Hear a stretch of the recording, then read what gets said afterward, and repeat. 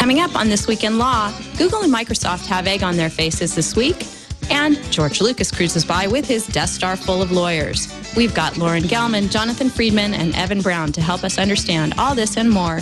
Joining me, Denise Howell, next on This Week in Law. Netcasts you love.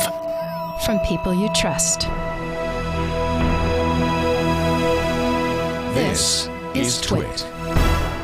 Bandwidth for This Week in Law is provided by Cachefly at CACHEFLY.com.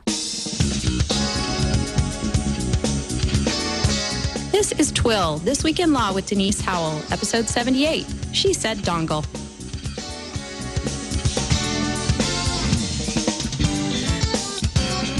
Hi, I'm Denise Howell, and you're tuned in for This Week in Law. I'm here this week with a great panel of folks and a great bunch of stories for you, so let's get right to it. We've got Lauren Gelman. Lauren, first time on the show, but long time on my wish list. Great to have you. Thanks for having me. Wonderful to see you here. Be here. Yeah, we've got lots of stuff to go through with you.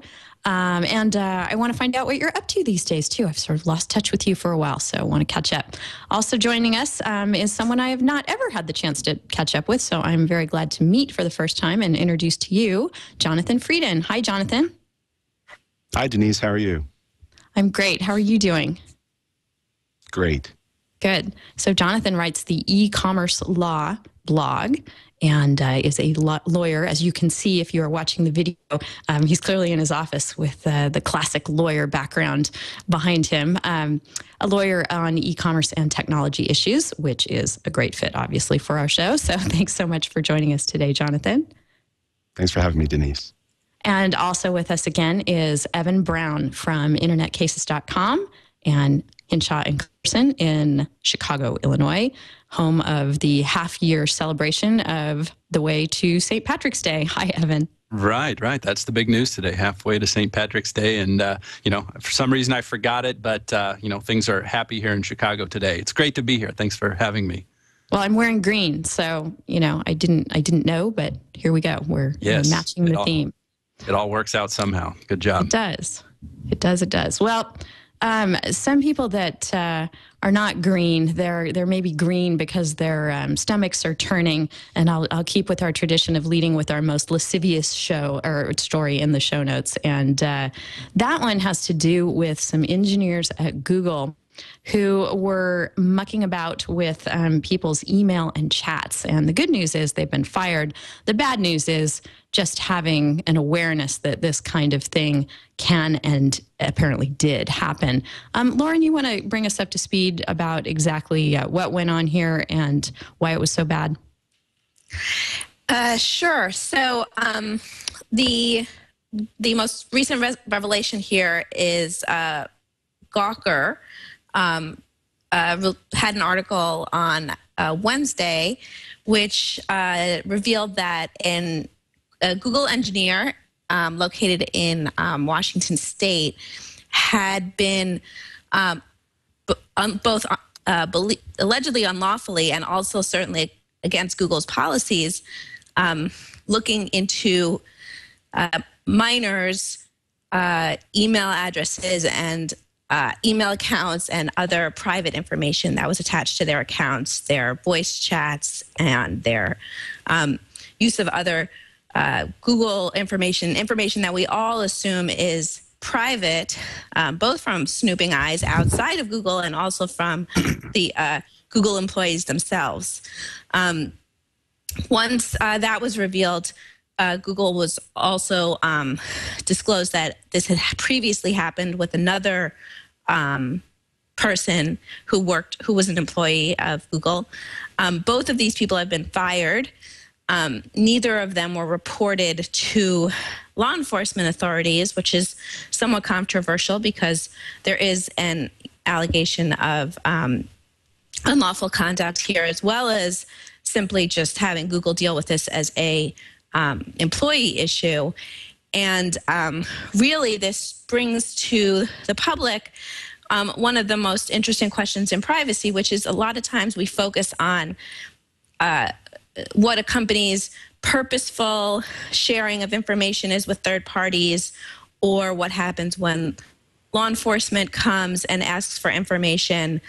But there is another very important risk, which is the employees of the company themselves, and what kind of security and audit paths are in place to make sure that it's not users of the company, whether it be Google or any of the other Silicon Valley companies that have a lot of our information, who are using this information, and whether they're using it just for their own laughs or to stalk people or for financial gain. So this was a really interesting story to sort of bring to the forefront an issue that a lot of people have been thinking about for a while, which is how are companies themselves protecting the information when it's held within the company from other employees being able to see it.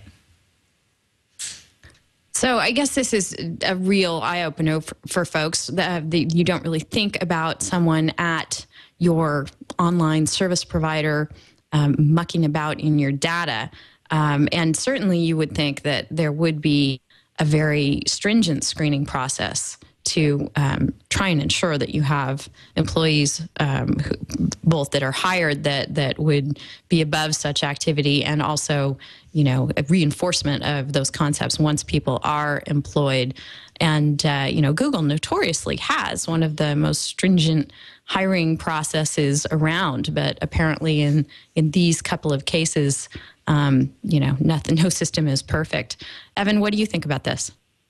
Well, the thing that's interesting to me is figuring out where, if anywhere, there actually was illegal conduct that went on here. And I know, Lauren, you mentioned that, it was kind of puzzling, or maybe some people would be puzzled why Google didn't go to the authorities with this if there was some kind of unlawful activity. And my thoughts along these lines are, if there was anything that was unlawful, it seems like it would be a violation of the Stored Communications Act.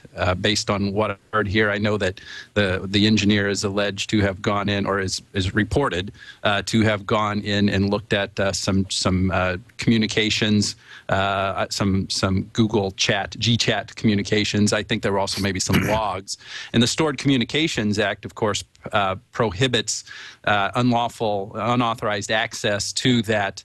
To those types of stored communications, those electronic communications. But there's an exception to that in Section 2701 that says that the person, or that the provider of that communication service is not, doesn't violate this act by accessing that information. So it seems a bit almost circular, or a bit tautological or something in this situation, because if the authorization to access these communications was somehow withdrawn, that would have been withdrawn by Google, saying that its employee could not go ahead and access this information. So that puts, in a sense, the entire discretion, if I'm analyzing this correctly, and I'm just essentially thinking out loud on this, it would seem to put the entire discretion as to whether or not this was unlawful on Google. And apparently, very clearly, this person was not authorized to do that because it was a violation of the internal policies. So it becomes problematic for Google. They're really maybe in a lose-lose situation. I don't know. It just seems very much hinged on their discretion as to what to do here, as to whether it's unlawful, and then what do they do in taking that next step to actually report this to law enforcement. So bringing this all back to, what kind of the fundamental point I'm trying to make here is that it's really, I think, a tricky situation to determine if there really was unlawful conduct that went here, separate and apart, or in addition to violation of Google's internal policies and procedures. Yeah. So I guess what I would respond is that the question would be whether he had the employee had exceeded lawful access. And so there's certainly, he is part of a team at Google that is engaged in customer service. So he does have, this is why he had the ability to access that information in the first place. He wasn't hacking into Google's accounts that he wasn't allowed to be in. The issue is the purpose for which he was using this access was not the purpose for which Google had afforded him the access, and it wasn't to protect Google's infrastructure. And there, as you said, there's exceptions in the law where companies are able to access people's accounts under certain circumstances if it's to protect their own systems. So I think they're, depending on exactly what the circumstances are, there could be good arguments for why this would be a law enforcement matter. I think the fact that there were minors involved, and as you said, it was reported that the minors' parents did not want this to go to law enforcement, made this decision a little bit easier for Google. The question is whether it's, having like a third-party investigation of this would have been better for the public in seeing exactly what happened here, why this person had the access, how they used it. We're not going to get that kind of data by relying on Google's internal investigation and having just fired them.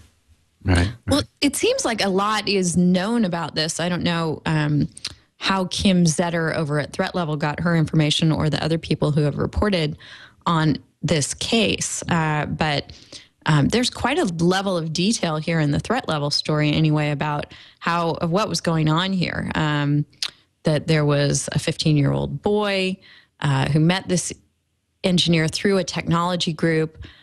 So they actually knew each other in the real world. And then there was some really, when you get into the details, it was kind of like high school bullying going on by this engineer, wanting to know more about the kid's social life, who his new girlfriend was, and threatening to give information to people that he knew. And it's just sort of very strange fact pattern here.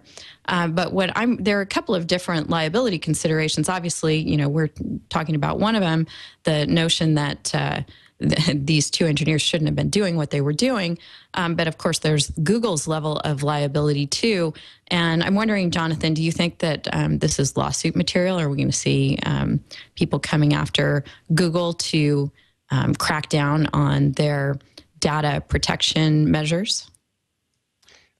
Denise, I feel like I should let you know, just in the interest of full disclaimer, or full disclosure, I represent Google, so I'm not sure that I could comment on that issue, and I certainly hope that no one would file suit against Google about it. But if we take this in the context of a broader context so that I can actually speak to it, what you have here is a company that has access to a lot of our private information, as many companies do, that has a limited group of engineers that has a high level of access to that information. And for all the screening in the world, you're going to have people that slip through the cracks. And so what we see in this particular instance is a company that stepped in when a problem resulted from that and terminated the employee. And clearly the employee was accessing the information outside the scope of his employment because he was doing it for a non-work purpose.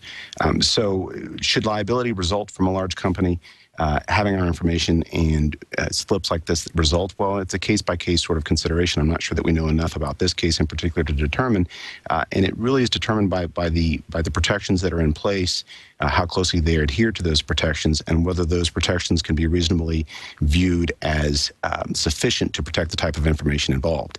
Obviously, there's certain information is more sensitive than others, and than other information. So to the extent that you have access to highly sensitive information, I think the protections in the screening process has to be more strict. To the extent that you have access to information that is publicly available elsewhere, perhaps there's no screening required. But I think it really comes down to a case-by-case determination and analysis of whether the structures in place met the standard of care in the industry for the protection of that information. It really seems like it would be unfair to go after Google in this type of situation. And here's why I say that. The most plausible theory would be something like negligent supervision or something like that, some kind of tort theory under state law, which would be tied to, I guess, because Google didn't meet the appropriate standard of care, it allowed this violation of the Stored Communications Act to occur. And here it gets a little bit perhaps more theoretical, but I'm bringing in some analogous thinking over from the Computer Fraud and Abuse Act, which has language very similar to the Stored Communications Act and talking about authorization to data being exceeded. Or something like that. I know here in the Seventh Circuit, we've got a case called Citron that everybody here in the Seventh Circuit cites whenever we're briefing something on the Computer Fraud and Abuse Act. And Judge Posner said that that access to information, the authorization is exceeded at that point in which the employee breaches his or her duty of loyalty to his or her employer. So if we're going to try to hold Google liable for some kind of negligent supervision over this employee, that seems really getting at them doubly if we're also going to have established in the same litigation that somebody violated a duty toward them. They would be doubly victimized in that kind of scenario under that kind of analysis, and that seems really problematic, and why I would certainly be rooting for Google in any situation with those facts and those allegations and forces traveling in Google's direction.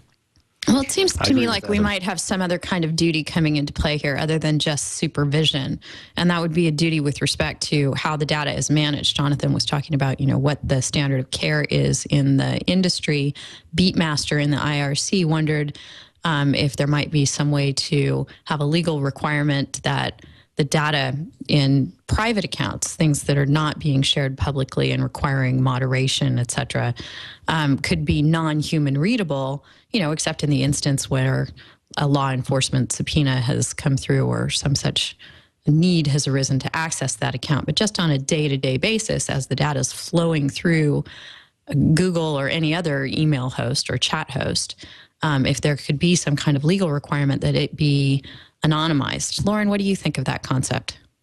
I think that's right. I think that, I'm not looking for a lawsuit against Google here. I think what's more important is that Google and other companies understand that, you can protect your systems technologically, and you can have great privacy policies, and you can have excellent procedures in place when government comes asking, but the people within an organization there's statistics on statistics that they are the greatest risk to privacy for information that's stored in there. And so, when I talk to companies, I'm always asking them about their customer service and what kind of training that they give them about what information can be released. I remember over 10 years ago, there was a big instance where a customer service person at AOL released information that identified somebody who was in the military who was participating in a chat room as being gay, and basically outed them as a result of somebody just calling and asking some what we call, I guess, social engineering kinds of questions. And the person just hadn't been trained to understand the risks of releasing this kind of information. And so in this case, this person obviously had some very sort of specific motive, and maybe training wouldn't have stopped this. But if you are going to put people in a position where they do have access to all of this information, I think you really need to be very careful about who you're putting there. And I think, as Denise, as you said, perhaps limiting their access in ways either technologically or otherwise, so that it's really very targeted to what they need to know in order to perform their duties, is a really smart idea. And if companies spend a little bit more time on that, I think that would be better for all of us. How would we actually do that, though? Where would that mandate come from to make these data only machine readable or something like that? Are we talking about a new law, or are we talking about some kind of regulatory action from, I don't know, the Federal Trade Commission or something? What would be the best, most efficient way to actually implement that? Well, it could come down from on high in that way, I suppose, but also it could come up from the industry itself. I don't. Best practices are set by what the leaders in the industry are doing, and Google certainly considers itself a leader in the industry here. And so I think that when, we do get into a situation where a court is looking at what the best practices are and whether a company has met them, if the leaders of the industry have implemented these sort of standards, it forces everybody else to raise the bar. Right. But then we get into, what the competing motivations are there. Obviously, Google has egg on its face right now and doesn't want to have another incident like this. But as folks in the IRC are pointing out, what we're talking about could involve a big performance hit, and Google's all about speed. So I don't know. I certainly would like to see something happen here. Jonathan, any insights on a solution to this kind of problem? Well, I think part of it comes down to the expectation of the populace or the consumer, and I'm not sure how many people expect that email or chat text they send across the internet, if it's unencrypted, is really protected or really very private. So I think that if the marketplace expected it to be absolutely private and to be accessible by the company producing the service or providing the service by only a very limited number of people or no one, perhaps requiring that it be encrypted across their network such that it's not human reasonable in any form.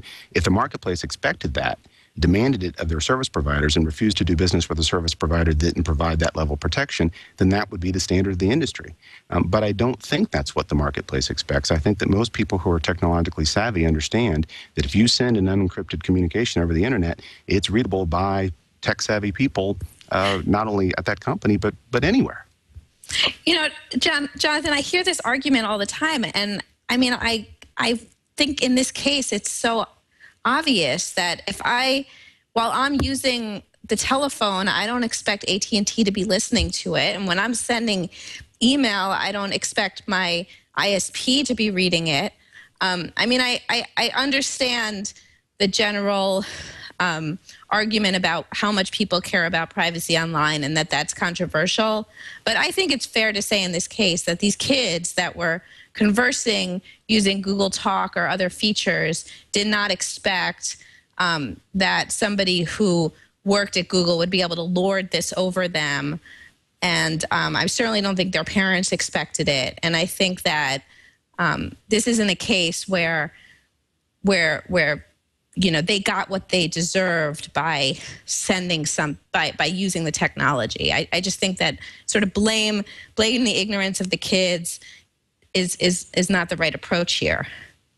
I don't think Google would say it is either. I mean, I think by firing these people, and I am certain that there's a lot of people at Google right now working on this problem because their brand is that you can trust us with all your data. I mean, they work really hard to promote that idea in lots of different ways. And I think that they are really upset about this as opposed to thinking that it has to do something with people should just expect that Google employees are accessing all their information. And I wasn't speaking to this particular case. What I was speaking to was the issue of requiring essentially all data of this sort to be only in machine-readable format and not human-readable by the service provider, by anyone at the service provider. And I think in this particular instance, I agree with you. I think the expectation of the minors involved and their parents was exactly as you stated it. I think there was a violation of trust by somebody acting outside the scope of their employment. And I think that it was appropriately handled by the company. But if you talk about it in the larger sense, whether there should be a legal or regulatory structure that requires that level of protection, I don't know the answer to that. And we were talking about ways that might become the standard. And we talked about it from coming on high from legislation. We talked about it coming from the industry. And my comments, and perhaps they weren't as articulate as I intended them to be, my comment was that the source of that standard can actually be from the populace, from the people themselves. We have a great deal of power in terms of how we make our consuming choices to determine what the standard is. I was not advocating for a lesser standard. I was advocating for our power to ensure that the standard that we desire, that we expect, is the standard. And the reason that you don't have the phone company listening in on your phone calls is because as a populace, we expect that not to happen. And if that was the general view of the populace and we refused to do business with companies that didn't meet our expectation, that would be the standard in this industry as well. One thing Right. that is tangential to this, but it's relevant, is to consider how if all these data were encrypted so that even the provider wouldn't be able to understand it, how much that would compound the expense of civil litigation in electronic discovery. Because I mean, so many times in litigated matters, it requires sending a subpoena and getting information from a third party who's holding these data. Just think how electronic discovery is so expensive anyway these days. Think how that extra layer of processing to make the data meaningful for the sake of discovery would add to the cost. So this is a multifaceted problem for sure. Yeah, and it's a hard one for consumers to police because, I guess in the olden days with, the Mad Men days, we had the switchboard and you could kind of hear when someone was listening in, right? There was a click. If someone's reading your email at your ISP, you have no clue unless, this is kind of an extreme situation where the parties actually knew one another. It could be happening all the time. And here I'm putting on my tinfoil hat and just no one would ever know. So, I don't know how you inculcate that kind of consumer awareness and outrage and demand that you might have had at some point with the standard phone companies. Lauren, any thoughts on that? Yeah, I think it's a both has to come from the public, and certainly stories like this are the kinds of things that get people thinking about it. And then it also does have to come from the companies. I mean, I worked with a major provider who decided to encrypt all the information in the database and let it be only decrypted on the users' machines. And it was very expensive for them and a much harder engineering problem, but they decided, up front in building this new offering that it was the level of privacy that was required for the type of system that they were working on. So I would obviously not advocate for, everything having to be held encrypted in every database. But I do think that, you have to think about the particular type of information you're talking about and what privacy controls would be appropriate and how best to allocate those among human and machine resources. And, I still think that I still don't think it makes sense as a mandate from on top, but I think it does make sense for it to be an option that companies consider when they're thinking about how best to protect user information that they hold. Yeah, I would love to see companies start to distinguish themselves on the way that they manage user information and to make that a real selling point. So please, folks, give us that. We'd love it. The studio, Lauren, would love it if you can tilt your camera down a little bit, if that's possible at all. From there you go. Well, now we're missing part of your head. I'll tell you and everybody else a secret, which is that I'm about 9.5 months pregnant. So I'm congratulations. trying to keep the camera focused above my at my neck and above. So, but if this is better, please let me know. Yes, I remember being at my desk and working when I was about that far along and having to reach across my huge belly to the keyboard and try and function. It's always a challenge. So it does pose interesting problems. Yes, so we definitely appreciate even more your being here today and overcoming those challenges for us. So, well, Google was embarrassed about this. Microsoft had its own bit of embarrassment during the past week. When it came out, I think via the New York Times for the first time, that the Russian government was enforcing copyrights on Microsoft's behalf in a rather selective way and deciding to enforce them, say, on the eve of a big demonstration when a vocal environmental group was about to stage a protest and go in and seize computers on the grounds that the Windows operating system that was running there or other Microsoft software, I'm not quite sure what programs were at issue, but that they were not properly licensed. So big blow up over this. And as soon as it became very public, Microsoft immediately came very public itself and changed its policy and took steps to ensure that advocacy groups and journalists, media groups, would enjoy a blanket license. I believe, I'm not sure how broad this is, if it's just in Russia or in other countries where this might be an issue, but so that it could not be selectively enforced in this way, Microsoft's just going to come in and say, hey, you know what, no need to worry about licensing, we've got your back there. So this has been a pretty interesting development. I'm worried and wondering who they're going to classify as a dissident or an advocate group or a journalist, because those things can get a little bit blurry and difficult to classify, and possibly, someone might have some things that they want to engage in and get targeted by the government and not enjoy this nice new policy from Microsoft. Jonathan, do you have any thoughts about copyright being used as a pretext in this way? Well, clearly there's a problem with using copyright as a pretext to limit political speech, and I think that the fact that it's happening in Russia is not probably surprising to any of us. But we certainly, I think, intrinsically feel pain that that's being done. I think Microsoft reacted appropriately by granting the blanket license to a category of people or groups of people that fit into certain categories in terms of their political relationship to the existing Russian government. And they have limited, at least at this point, the new licensing scheme to just Russia, but I would expect that we would see a similar situation in China if that became an issue later on.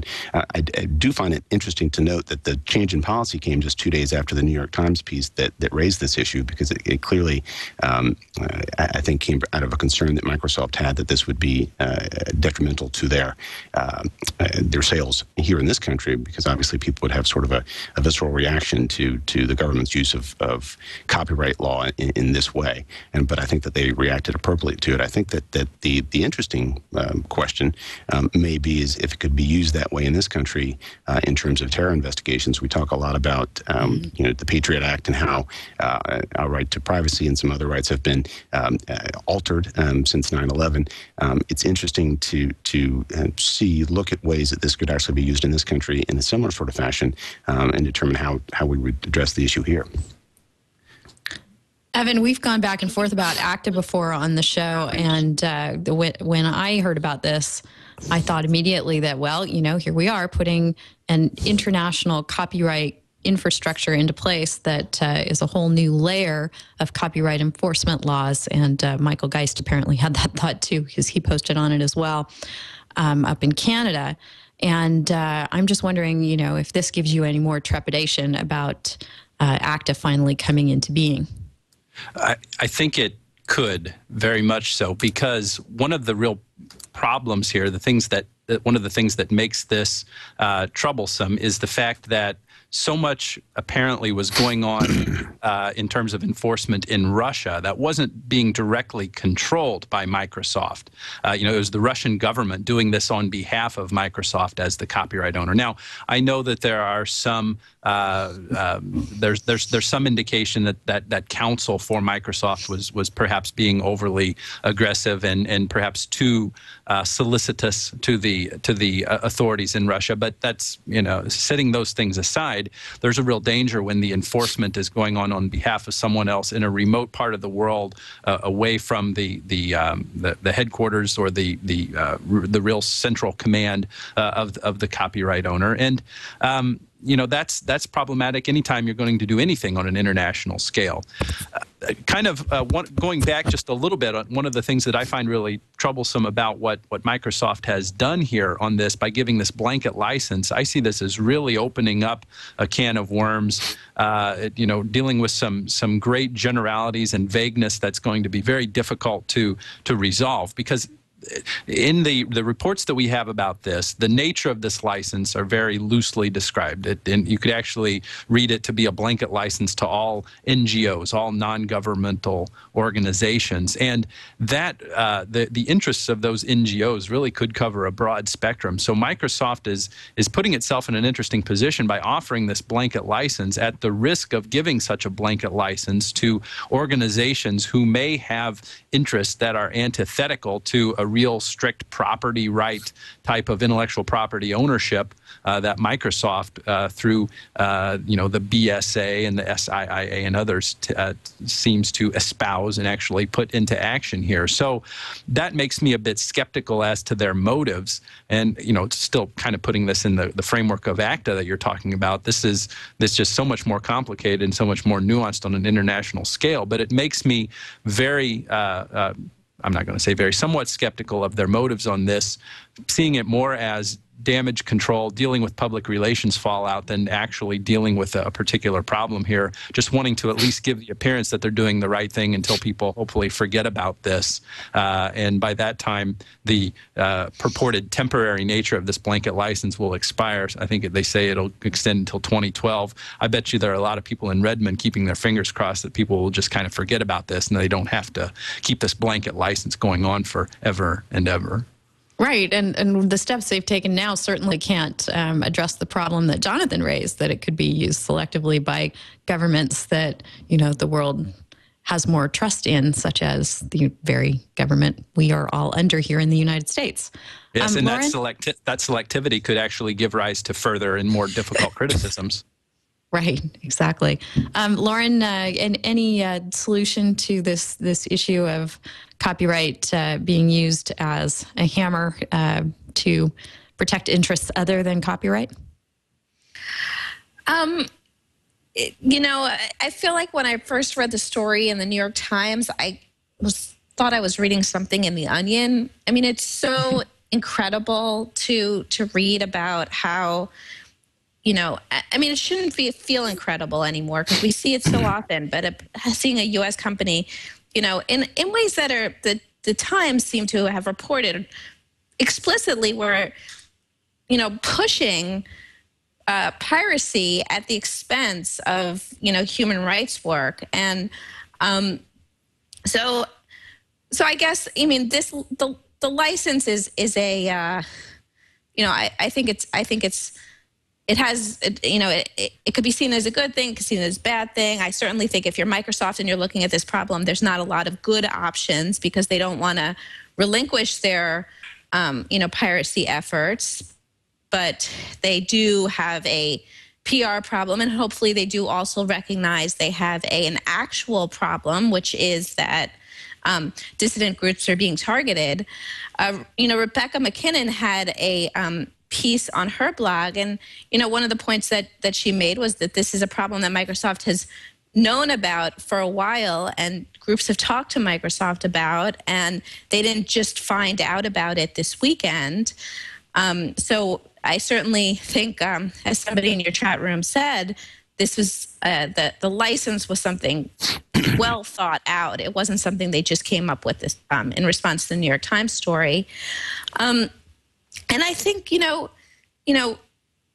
this is one of the issues where the U.S. actually has a real problem in terms of our internet freedoms and human rights, which is there's a lot of great things to say about the free speech that we have here.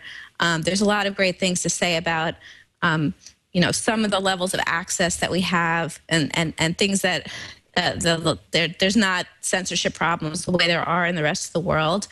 But IP rights and piracy continue to be our Achilles heel in terms of trying to spread freedom to other places, which is there's on the one hand, even when you read speeches like Secretary Clinton's, we're promoting the use of the internet for freedom, for dissident action, as a tool for change. And at the same time, but in the next sentence in the speech, we also want to protect, U.S. intellectual property interests. And I, as much as anybody else, agree those are both important goals. It's just, I'm not sure that, they're equivalent goals when we're talking about some of the types of organizations that were described in the New York Times piece. So my general sort of feeling on this is that, again, we have a story like what we were discussing in Google where, some good reporting brings to light something that is happening consistently. and makes us think about it. But we need some sort of real strategic way of thinking about how to deal with balancing these interests, rather than just sort of, putting this license out there, and see what happens next. Well, I want to shift gears for a minute here. I think we've been talking about important sort of privacy and policy considerations. And there was a case that came out last Friday as we were recording the show that we've all been, I'm sure, thinking about this week. That sort of takes things to a different level. It talks about whether or not you can sell pieces of software and whether a license gives you the right to do that. We're all used to the EULAs that come with the software that you buy off the shelf. And of course, when you download software, you're governed by that kind of thing too. This involved Autodesk software that was actually on disks and could be packaged up and resold again. A gentleman named Werner bought some of this software from a company that had upgraded its Autodesk licenses. So it had version 14 of the software. It upgraded to version 15. It was restricted from selling version 14, and it, like many software deals involve, it could buy the next upgraded version for a cost reduced from what it would have cost if they'd bought it fresh off the shelf. So rather than destroying their old copies of Autodesk, they resold them to this gentleman named Werner, who then attempted to resell them on eBay. And he wound up in a lawsuit over that. He brought the lawsuit because he'd had his eBay sales canceled for DMCA reasons when Autodesk complained. So he finally got a definitive decision. He's already been through a trial court decision and up to now the Ninth Circuit, where it was determined that no, indeed, Mr. Werner could not sell his software because those sorts of rights did not actually transfer with the license, that the language in the license restricting sales, forbidding resales of software was enforceable. And it's kind of hard to think why people should care too much about that in this particular instance. If you look just narrowly at the case, well, so the guy couldn't resell his software on eBay. So what? But the ramifications of this are actually broader. And Evan, can you explain to our viewers and listeners why I think that's the case? Well, I'll try to explain to them why I think you think that's the case. I'm not sure it's that big of a deal. Okay. I mean, let me just touch on that point. Why I don't think it's such a that big of a deal. It's important. It's notable. It's worth talking about because it is important in that it relates to the first sale doctrine, and it's the Ninth Circuit. A lot of important stuff happens within the Ninth Circuit when it comes to software and technology. But here we are. It's 2010. We are, everybody knows about cloud computing. Not only do we have software as a service, but we've got, platform as a service and infrastructure as a service and all that stuff. So what that means is that it's less and less important all the time that software or any copyrighted work, for that matter, books, for example, music, be distributed on a tangible medium, like a CD or printed paper or cassette tape.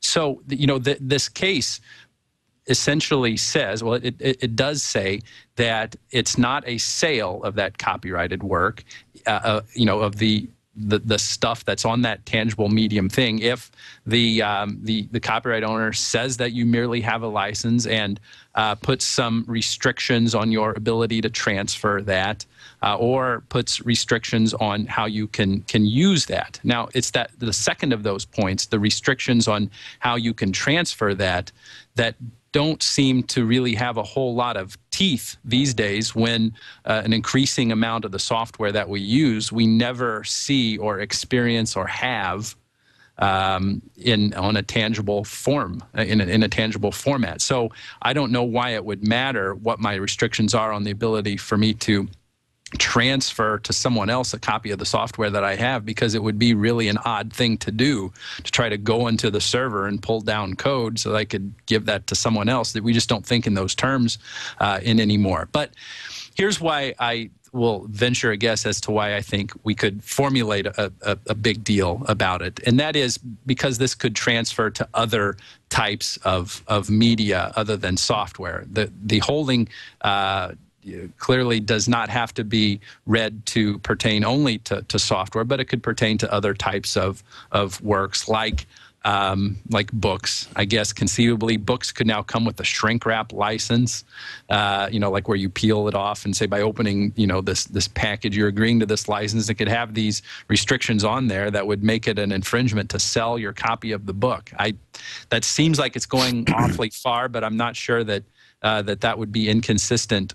That a cause of action for or claim for infringement in that situation would be inconsistent with the Werner holding here.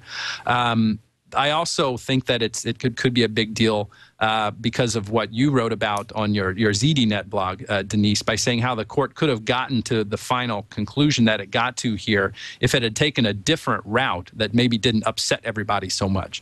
Because on these facts, and maybe I should put it back on you to explain this, but at least I can kind of tee it up for you here. You wrote very well that the facts in Werner are a situation where Werner, who was the guy trying to sell this stuff on eBay, didn't buy the software directly from Autodesk. He bought it from a company called CTA, which had been a licensee of Autodesk. And what CTA did was they promised to Autodesk when they upgraded to version 15, that they would get rid of the version 14 disks. So, and I think this is a term that you came up with, bringing it over from economics, by violating that promise to Autodesk that they would get rid of their version 14 disks. They deepened the discount that they had on that upgrade because they benefited by selling the copies of these disks that they wished, or that Autodesk wanted them to get rid of, and that factored into the pricing of all this stuff. So CTA got an unfair, let's just say a bigger discount than what Autodesk bargained for. So I think an important point here, and this is probably the thing that's the most worth discussing, is the court could have somehow read into this that you don't own something that you have promised to get rid of it. What is it you said in the article? If it's old, it can't be sold. If it's old, it can't be sold. Yeah. Love that. That sums it up right there. What really could have been a more wise way of coming about this that wouldn't have gotten everybody so up in arms over all of this stuff. Yeah. People have been pushing back on me saying, well, there's no property right that's transferred just because that's relinquished just because they failed to comply with their contractual agreement to destroy the software. Maybe there would be a breach of contract claim over that. Why not? What's the basis of that? What's the basis of that pushback? You have in real property, for example, you can have a deed conveying Blackacre from O to A, and there's conditions subsequent that you remember back in law school in real property. If O conveys Blackacre to A, so long as alcohol is not consumed on the premises, then it'll revert back to O. I don't see the problem in that those rights being relinquished if there's some kind of violation of a condition subsequent. But right, no, I'm not saying I agreed with it.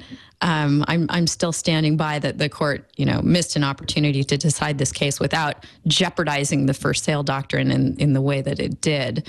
And that's really what's disturbing to me about the case is that we're sort of in this strange place where software and other creative works are still distributed in physical means. But as you pointed out, Evan, we're moving to an age where that's no longer going to be the case. Discs and CDs and dongles to secure software that's sold that way. You said dongle. Dongle. I said dongle.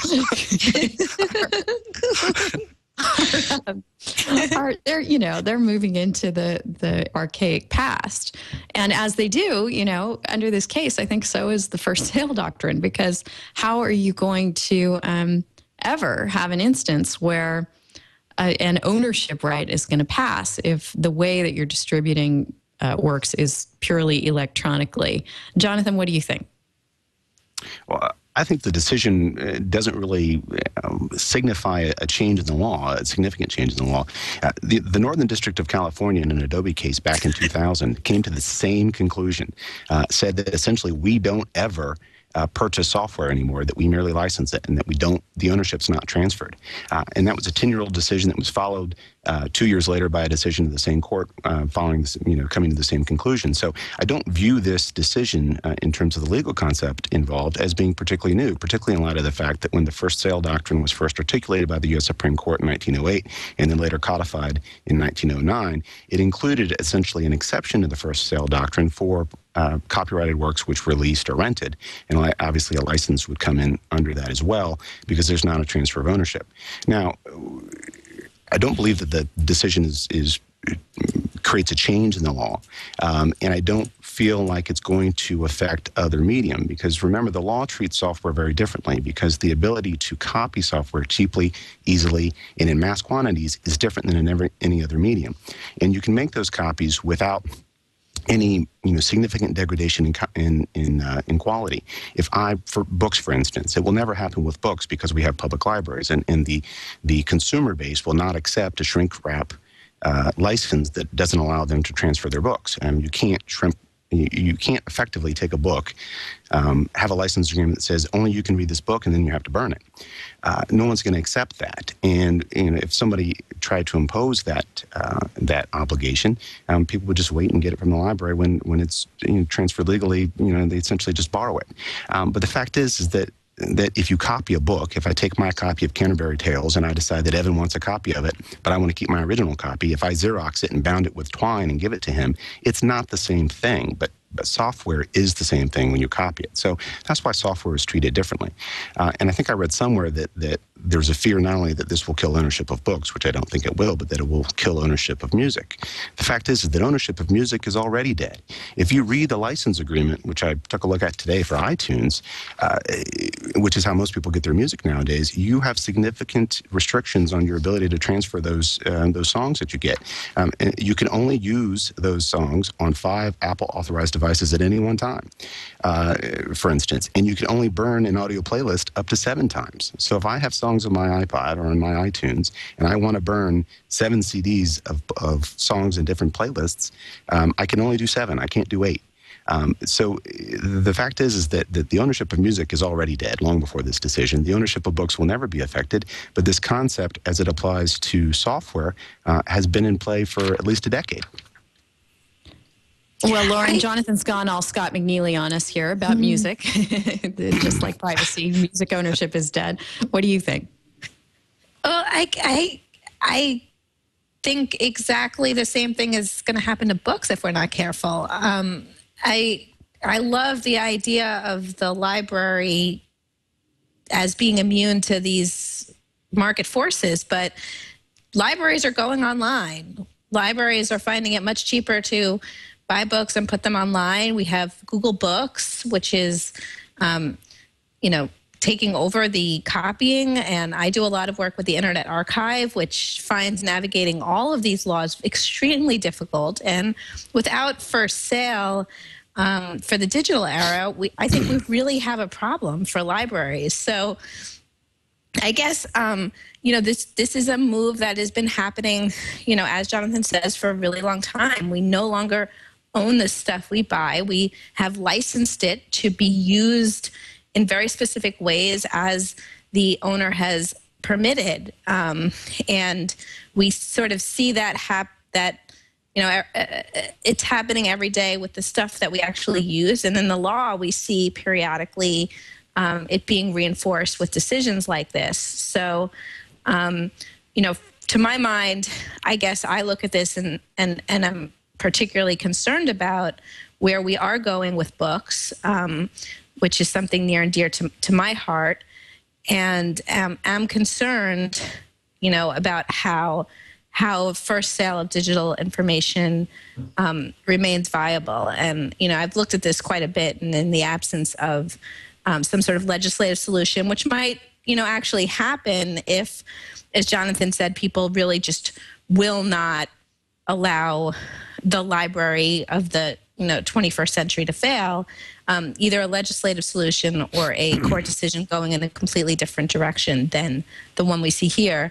But I really am scared about the future of libraries, and I do see, one more chip in that architecture being created by this decision.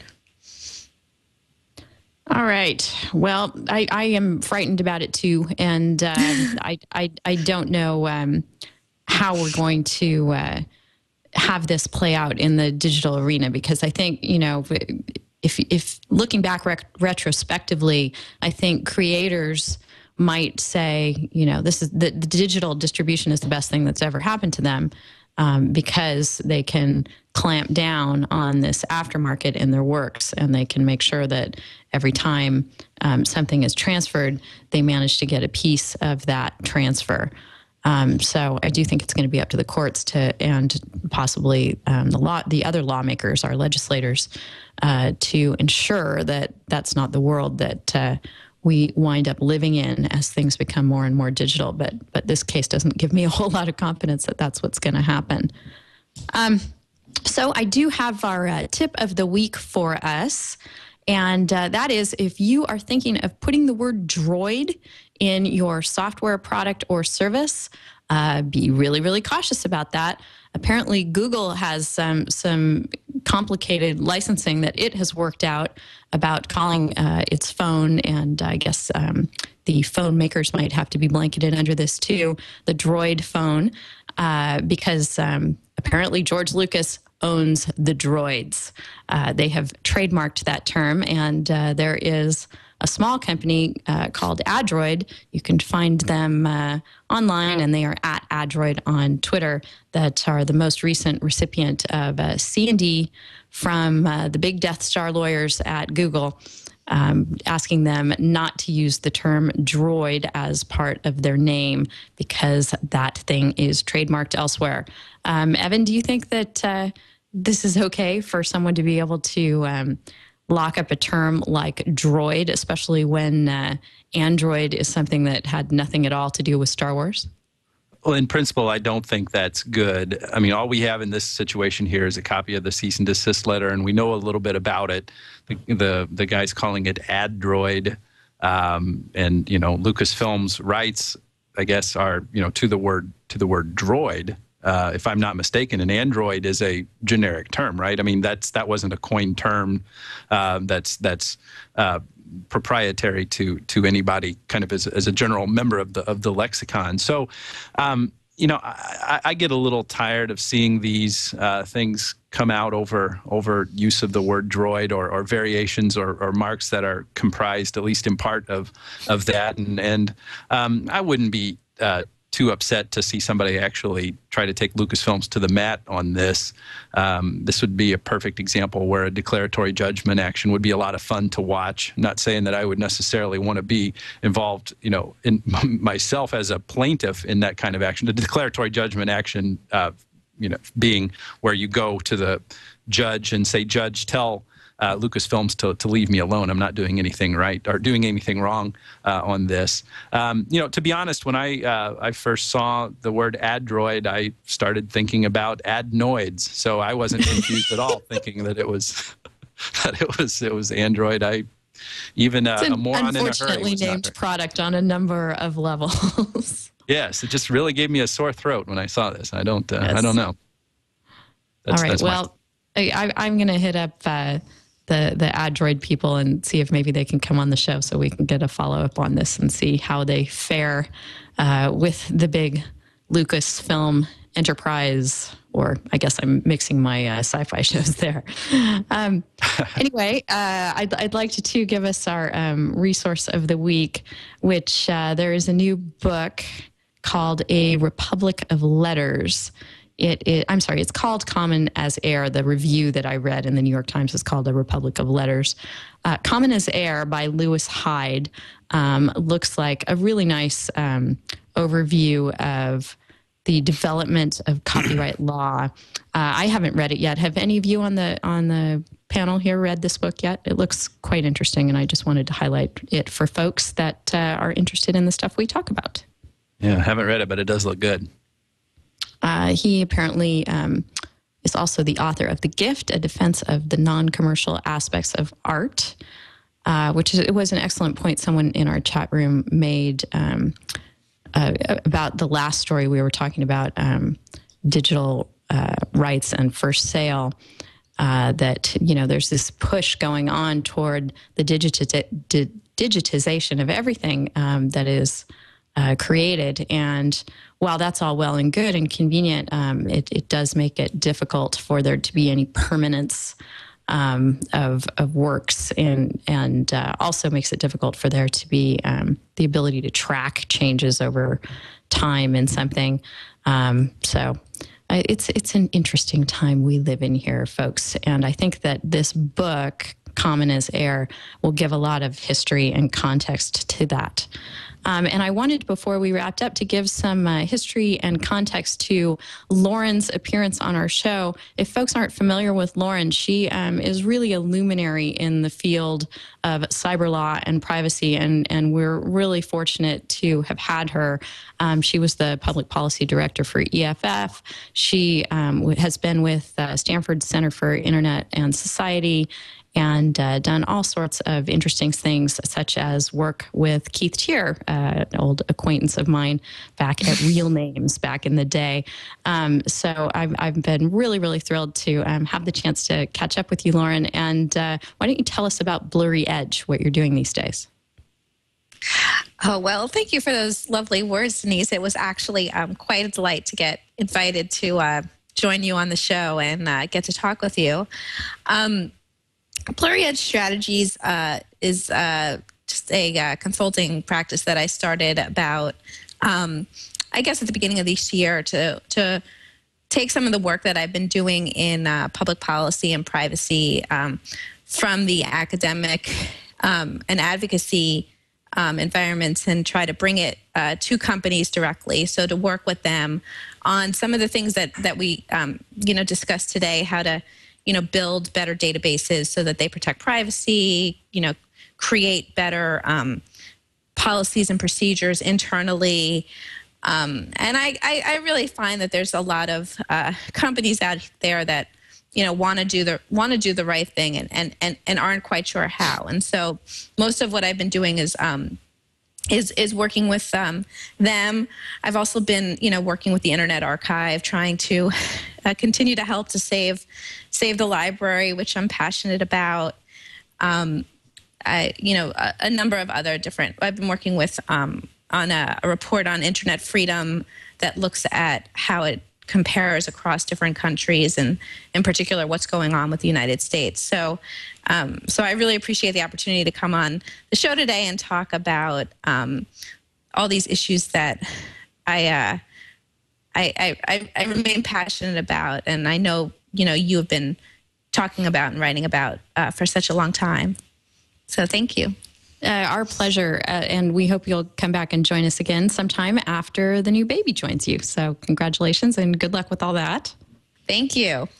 So folks can find Lauren after we wrap up today at blurryedge.com, her new business, and she's also Lauren Gelman on Twitter. So go follow her and keep an eye on what she's doing, of course, in a non-creepy, non-stalkery, non-privacy violating sort of way. Good luck with everything, Lauren. Thank you. And also, Jonathan, it's been a huge pleasure to meet you. Thank you for all your thoughts and insights today. You want to tell us a little bit more about your practice? I'm just a country lawyer, Denise. I am a commercial litigator doing intellectual property work. Most of my clients are internet companies, so that's the space I work in typically. I work out of an office in Northern Virginia, which is one of the D.C. Suburbs. And I have the distinction of my career is that Evan Brown and I handled a case together once in the district of Northern District of Illinois in the Chicago area. So that's the highlight of my legal career. Right. Oh, and as it would be. Neither one of us... Go ahead. I hope that's prominent on your resume somewhere. I'm moving it right to the top, Denise. Good. I was Yes. getting ready to say the best thing about that is neither one of us got thrown in jail. So that's that was positive. That's a Not win. in that case. So please go check out Jonathan's blog, folks. Where can they find that? It's www.ecommercelaw.typepad.com. And If you he just is Google e-commerce law. wonderful. And he is Jonathan.Frieden, Frieden, on Twitter. So really a great pleasure to have you on the show, and hope to have you back sometime soon. Thank you, Denise. It was a pleasure to be here. And Evan, I know we're going to have you back sometime soon, and that is really one of the things that keeps me going in life. So thank you so much for coming back on the show. Well, thank you. Folks can find Evan at internetcases.com. And of course, he's Internet Cases on Twitter as well. And we definitely want you to take care of your adenoids and go have some green beer. Maybe that will be the cure. That sounds like a good plan. Good. Yes. All right, folks, with that, we will wrap up This Week in Law, episode 78. Little programming note for next week. We're going to do a book-oriented show where I'm sure we'll talk more about the first sale doctrine. We're going to have Chris Dawson, who's the education blogger over at ZDNet and pays a lot of attention to what's happening in the world of ebooks and textbooks as they affect the academic arena. And also, we are going to have a literary agent who was recommended to me by Charles Pettit, who is a great literary lawyer, and this agent is one of his clients. So I'm looking forward to that too. And that will take place on Friday the 24th, 11 Pacific time. That's when we record live every week on Fridays. So tune in at live.twit.tv to catch us there. And also check out our Facebook page before the show. I always try and post some stories that we'd love to get your feedback on. That's at facebook.com/thisweekinlaw. And folks can always send me an email too. I'm Denise at twit.tv, or hit me up on Twitter. I'm Howell there. So this has been a really fun show, and we'll see you next week. Take care.